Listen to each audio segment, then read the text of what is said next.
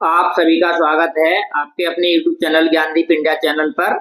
और आज का टॉपिक है कक्षा 12 के विद्यार्थियों के लिए सभी लेखकों के जीवन परिचय। तो आइए शुरू करते हैं। तो पहला जीवन परिचय कराएंगे हम वासुदेव शरण अग्रवाल का, जिसमें हम साहित्य परिचय भी लिखेंगे, जीवन परिचय भी। तो बोर्ड में पूछा जाता है कि किसी भी एक लेखक का साहित्य परिचय देते हुए उनकी रचनाओं का उल्लेख कीजिए। तो इसमें आपको साहित्य परिचय लिखना है और जीवन परिचय दोनों, और फिर उनकी रचनाएं भी लिखनी है। तो किस तरह लिखेंगे, आइए शुरू करते हैं। तो पहला हमारा जीवन परिचय है वासुदेव शरण अग्रवाल का साहित्य परिचय। इसमें लिखेंगे पहले हेडिंग जीवन परिचय। जीवन परिचय में लिखेंगे डॉक्टर वासुदेव शरण अग्रवाल का जन्म 1904 ईस्वी में उत्तर प्रदेश के मेरठ जिले के खेड़ा नामक गांव में हुआ था। इन्होंने MA, PhD और D.Litt की उपाधियां प्राप्त की। अग्रवाल जी ने MA, PhD और D.Litt की उपाधि प्राप्त की। डॉक्टर वासुदेव शरण अग्रवाल को उनके साहित्य के योगदान के लिए कई पुरस्कार और सम्मान प्राप्त हुए। साहित्यक और कला के क्षेत्र में उनके योगदान को विभिन्न संस्थानों द्वारा सराहा गया। डॉक्टर वासुदेव शरण अग्रवाल का निधन 27 जुलाई 1907 ईस्वी को हुआ, 1967 ईस्वी को हुआ। तो इस तरह लिखेंगे जीवन परिचय। उसके बाद लिखेंगे साहित्य परिचय या साहित्य पहचान। इसमें लिखेंगे डॉक्टर वासुदेव शरण अग्रवाल हिंदी साहित्य के एक प्रतिष्ठित निबंधकार, शोधकर्ता और संस्थापक थे। वे अपने पांडित्यपूर्ण और संतुलित निबंधों के लिए प्रसिद्ध हैं। उनकी लेखन विधा में निबंध, शोध और संपादन कार्य शामिल हैं। प्रसिद्ध इन्होंने अपनी रचनाओं में गहन अध्ययन और विचार प्रधान दृष्टिकोण को अपनाया। तो इस तरह लिखेंगे इनका साहित्यिक परिचय या साहित्य पहचान। आप देखें इनकी रचनाएं। तो इनकी मुख्य रचनाएं हैं। वासुदेव शरण अग्रवाल की प्रमुख कृतियां निम्नलिखित हैं: पृथ्वी पुत्र, कल्प वृक्ष, भारत की एकता, मातृभूमि, कला और संस्कृति, कल्पलता आदि। ये इनकी प्रमुख रचनाएं हैं।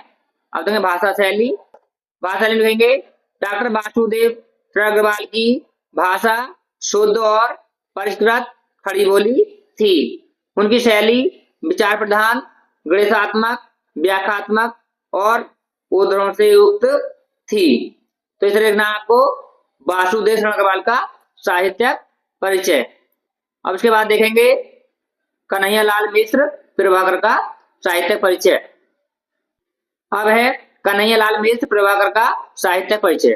कैसे लिखेंगे, तो इसमें लिखेंगे पहले हेडिंग जीवन परिचय, और जीवन परिचय लिखेंगे कन्हैयालाल मिश्र प्रभाकर का जन्म 1906 ईस्वी में उत्तर प्रदेश के सहारनपुर जिले के देवबंद में हुआ।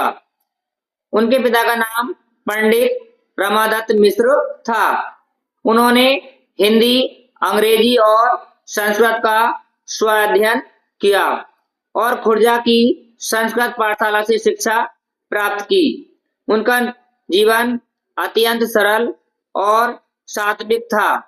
प्रभाकर जी की माता का स्वभाव बड़ा कर्कश और उग्र था। अपने एक संस्मरण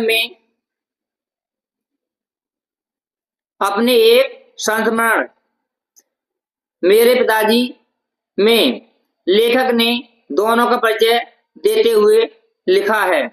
क्या लिखा है? वे दूध मिश्री तो माँ लाल मिर्च। यानी कि लेखक ने अपने पिता को बताया है कि अगर पिता दूध मिश्री तो माताजी लाल मिर्च। कन्हैयालाल मिश्र प्रभाकर जी का निधन 1995 ईस्वी में हुआ। इस तरह इनका जीवन परिचय। अब देखेंगे साहित्य परिचय या साहित्य पहचान। कन्हैयालाल मिश्र प्रभाकर हिंदी साहित्य के एक महान गद्यकार, पत्रकार और साहित्यकार के रूप में प्रसिद्ध हैं। उनकी लेखन विधाओं में रेखा चित्र, संस्मरण और निबंध शामिल हैं। इस तरह देखेंगे इनका साहित्यिक परिचय। अब देखेंगे इनकी प्रमुख रचनाएं। तो रचनाओं को कृतियां भी कहते हैं। तो इनकी मुख्य कृतियां हैं कन्हैया लाल मित्र प्रभाकर की प्रमुख कृतियां में निबंध, संस्मरण, रेखा चित्र और लघु कथाएं शामिल हैं। तो रेखा चित्र लिखे इन्होंने नई पीढ़ी के विचार, जिंदगी मुस्कुराई, माटी हो गई सोना आदि। लघु कथा लिखी इन्होंने आकाश के तारे, धरती के फूल आदि। संस्मरण लिखे इन्होंने क्षण बोले कण मुस्काए, बाजे पायलिया के घुंघरू। ये इनकी प्रमुख रचनाएं हैं। अब देखेंगे भाषा शैली। उनकी भाषा तत्सम, प्रधान, शुद्ध और साहित्यिक खड़ी बोली थी। अब इसके बाद देखेंगे प्रमुख जो हमारे कवि हैं उनके जीवन परिचय। अब देखेंगे अयोध्या सिंह उपाध्याय हरिऔध का साहित्यिक परिचय। तो साहित्य परिचय में पहले हेड डालेंगे जीवन परिचय। इसमें लिखेंगे अयोध्या सिंह उपाध्याय हरिऔध का जन्म 15 अप्रैल सन 1865 ईस्वी को निजामाबाद के आजमगढ़ उत्तर प्रदेश में हुआ। इनकी प्रारंभिक शिक्षा फारसी भाषा में 5 वर्ष की आयु में शुरू हुई। वर्नाकुलर मिडिल पास करने के बाद वे क्वींस कॉलेज बनारस गए, लेकिन अस्वस्थता के कारण औपचारिक शिक्षा अधूरी रह गई। इसके बावजूद स्वाध्याय के माध्यम से इन्होंने हिंदी, संस्कृत, फारसी और अंग्रेजी में गहन ज्ञान अर्जित किया। अयोध्या सिंह उपाध्याय हरिऔध का निधन 16 मार्च 1947 ईस्वी को हुआ। उनकी रचनाएं आज भी पाठकों के लिए प्रेरणादायक का स्रोत हैं।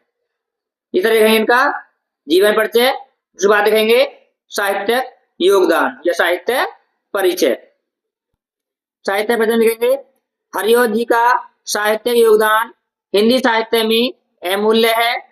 उन्होंने खड़ी बोली काव्य को एक नई पहचान दी। उनकी रचनाओं में परंपरा और आधुनिकता का संगम स्पष्ट रूप से झलकता है। इन्हें हिंदी साहित्य में कवि सम्राट और साहित्य वाचस्पति जैसी उपाधियों से सम्मानित किया गया। अब देखेंगे हरिऔध जी की प्रमुख रचनाएं। मुख्य रचनाएं हैं इनकी काव्य लिखी है इन्होंने। काव्य की प्रमुख रचनाएं प्रिय प्रवास जो खड़ी बोली का प्रथम महाकाव्य है। ये भी आ सकता है आपको कि खड़ी बोली का प्रथम महाकाव्य कौन सा है, तो ये है प्रिय प्रवास। दूसरा है वैदेही वनवास, पारिजात आदि। अब गद्य रचनाएं हैं इनकी आदि खिला फूल उपन्यास है, ये ठेठ हिंदी का ठाठ ये इनका उपन्यास है। रुक्मणी परिणय ये इनका नाटक है। तो ये इनकी प्रमुख गद्य रचनाएं हैं। अब देखेंगे भाषा शैली। भाषा शैली में लिखेंगे हरिऔध जी की भाषा सरल, प्रभावशाली और प्रवाहमय थी। उन्होंने ब्रज भाषा और खड़ी बोली दोनों का उपयोग किया और इन भाषाओं को विभिन्न प्रकार से समृद्ध किया। तो इस तरह इनका साहित्यिक परिचय। अब देखेंगे मैथिली शरण गुप्त का साहित्यिक परिचय। मैथिली शरण गुप्त का साहित्यिक परिचय कैसे लिखेंगे, तो इसमें पहले डाल देंगे जीवन परिचय। लिखेंगे मैथिली शरण गुप्त का जन्म सन 3 अगस्त 1886 ईस्वी को चिरगांव जिला झांसी उत्तर प्रदेश में हुआ। बाल्यावस्था से ही इनका काव्य रचना की ओर झुकाव था। आचार्य महावीर प्रसाद द्विवेदी की प्रेरणा से इन्होंने हिंदी काव्य की नई धारा को सशक्त किया। राष्ट्र प्रेम और देशभक्त के भावों से युक्त उनकी कविताओं ने उन्हें राष्ट्र कवि का सम्मान दिलाया।